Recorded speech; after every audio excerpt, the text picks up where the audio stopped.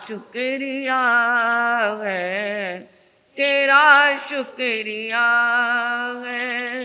लिया कुछ नहीं बस दिया ही दिया है, लिया कुछ नहीं बस दिया ही दिया है, तेरा शुक्रिया है।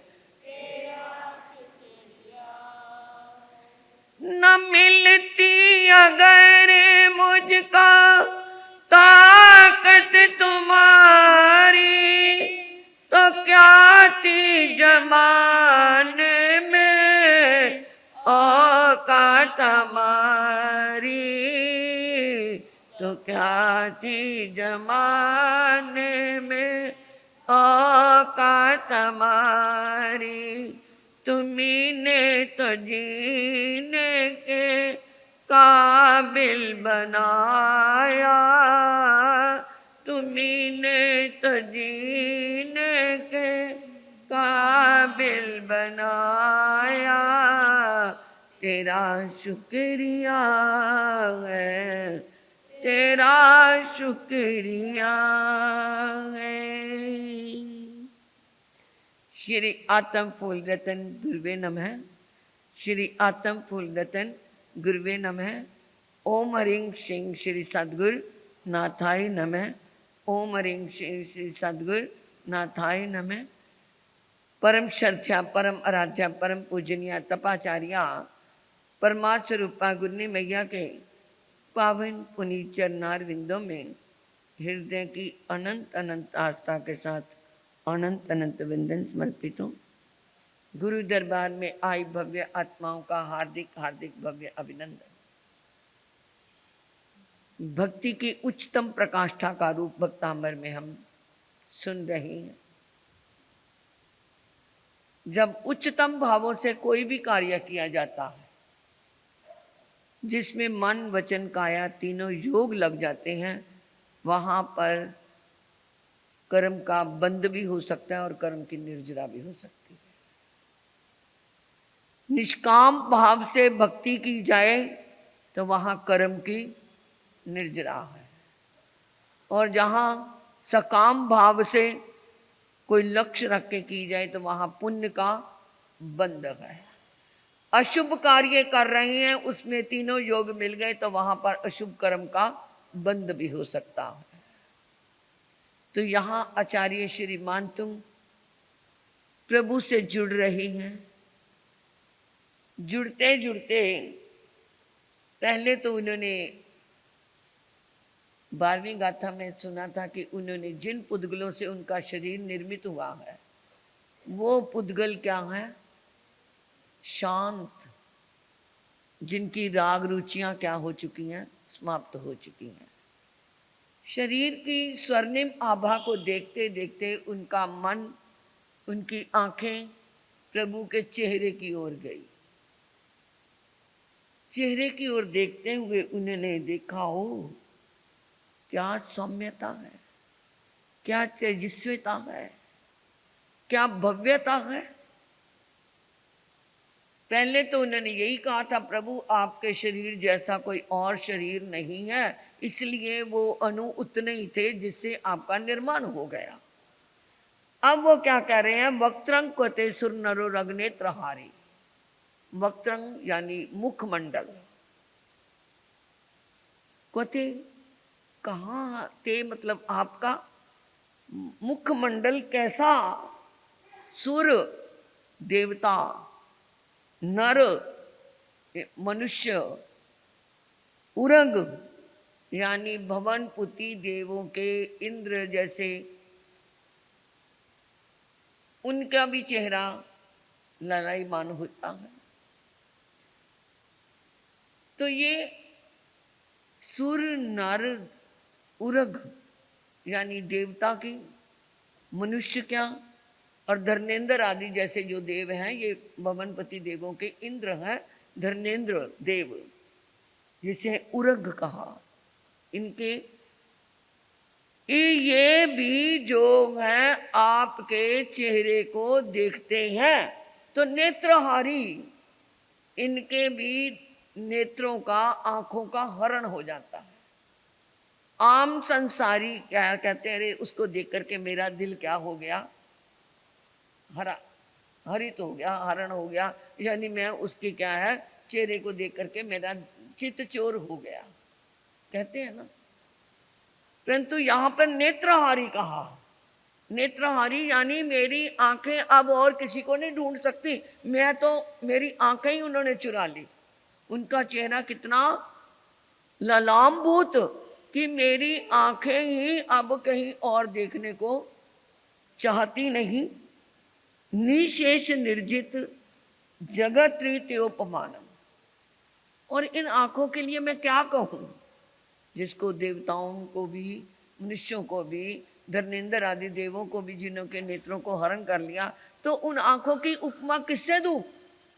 क्योंकि आम इंसान किसी की क्या है, हिरनी की आंखें कह देते हैं, और क्या है, हथनी सी चाल कह देते हैं, और किसी की किसी किसी चीज से, कोयल की कूक जैसी, कोयल जैसा स्वर कह देते हैं। तो प्रभु के चेहरे की उपमा किससे दूं? निशेष निर्जित जगत त्रितयोपमानम। तीन लोक के जगत, त्रिजगत तयोपमानम, तीन लोक के जगत के जितने उपमान है, जिससे उपमा दी जाए उसको उपमान कहते हैं, वो उपमान भी क्या हो गए, निशेष। अब उनके पास कुछ नहीं, निर्जित, वो क्या हो गए, हार गए। मतलब तीन लोग के उपमान भी उनके सामने हार गए हैं।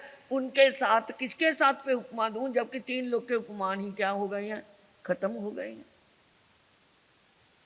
अगर सूरज से, चांद से उपमा दूं, बिंबं कलंक मलनं क्वैन शाकरस्य, चांद से उपमा दे देता हूं मैं, ये सोचा।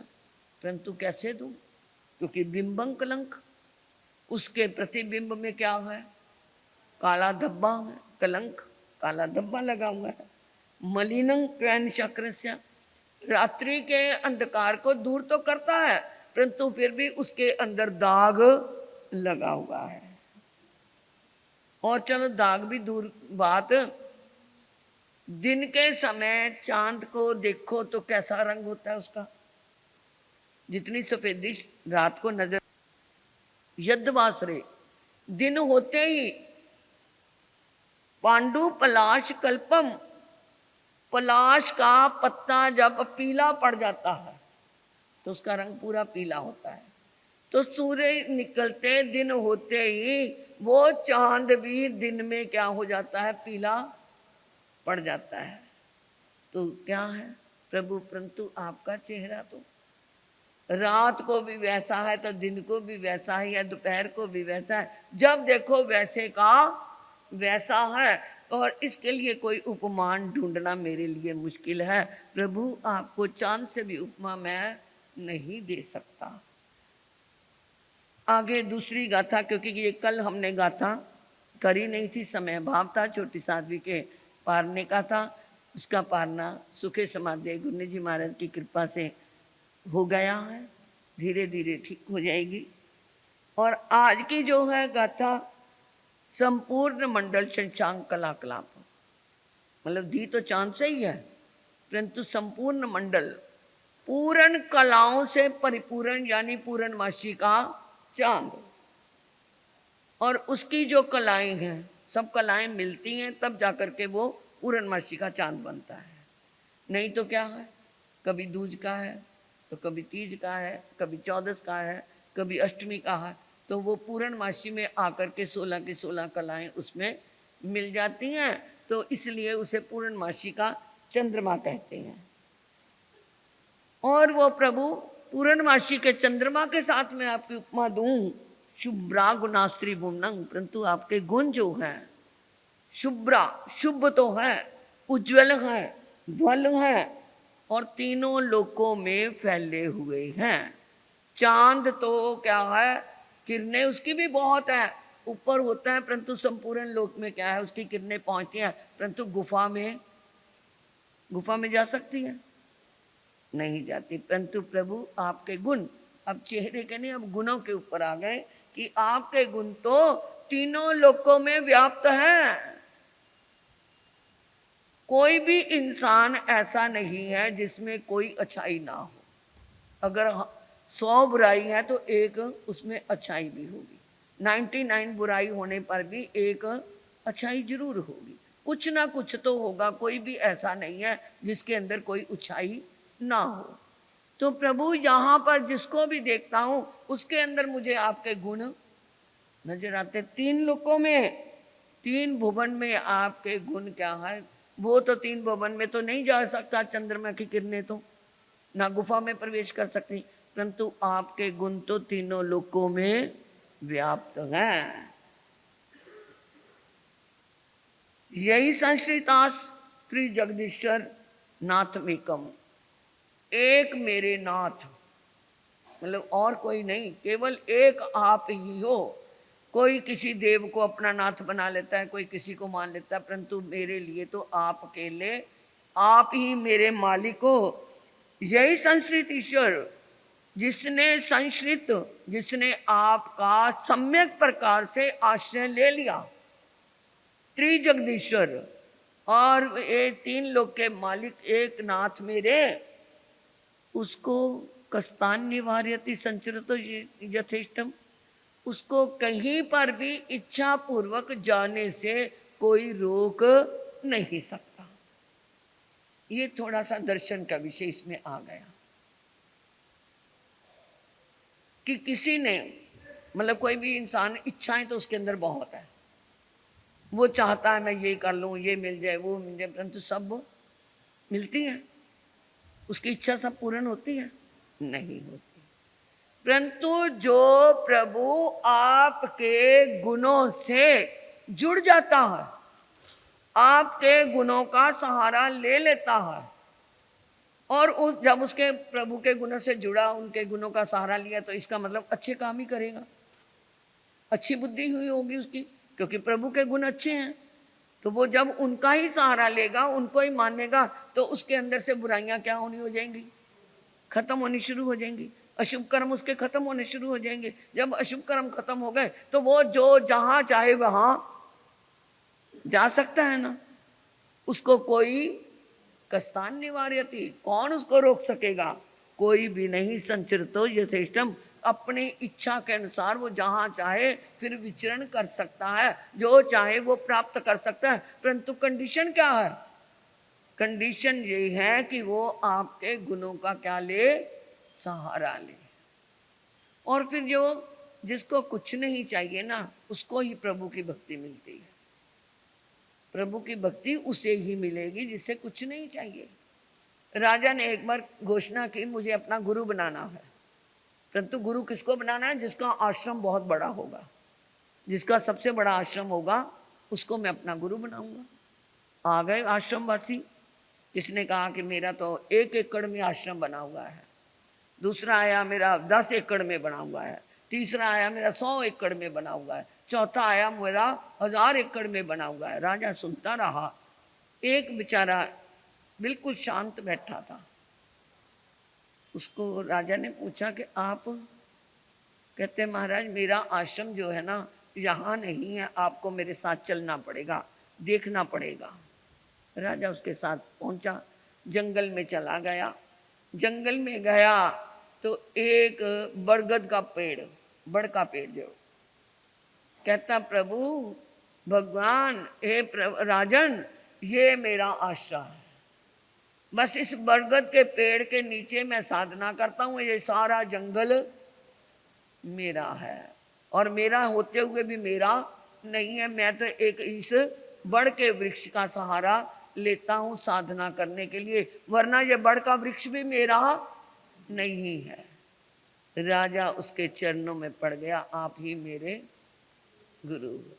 क्योंकि जिसने प्रभु का सहारा ले लिया उसकी सारी दुनिया क्या हो गई? अपनी हो गई। कुछ समय के लिए भक्ति करते हैं, परंतु प्रभु की भक्ति नहीं, अंदर से वो क्या है, पूरा जुड़ नहीं पाते, क्योंकि दोबारा फिर संसार की चीजों की इच्छा जागृत हो जाती है। और जिसे वो कहते हैं ना, जिसको एक वो मिल गया उसे दूसरे की जरूरत नहीं होती। तो आचार्य मानतुंग कहते हैं कि प्रभु मैंने आपका सहारा ले लिया है, आपको ही मैंने अपना मान लिया है, अब मुझे मुक्ति में जाने से कोई रोक नहीं सकता। जैसे आप मोक्ष में पधार चुके हैं, वो तो साकार हो गया था भावों में उनके, उनका वो केवल ज्ञान उत्सव, वरना तो प्रभु तो क्या हो चुके थे, सिद्ध लोक में थे। तो प्रभु अब मेरे को मुक्ति में जाने से कोई नहीं रोक सकता। बाहर के बंधन तो बंधन टूट जाएंगे, मेरे कर्मों के बंधन आपने तोड़ने हैं। आगे वो कैसे उनके जीवन में परिवर्तन आएगा, वो परिवर्तन आप सुनेंगे, पता चलेगा। इधर हमारे तब जब का क्रम भी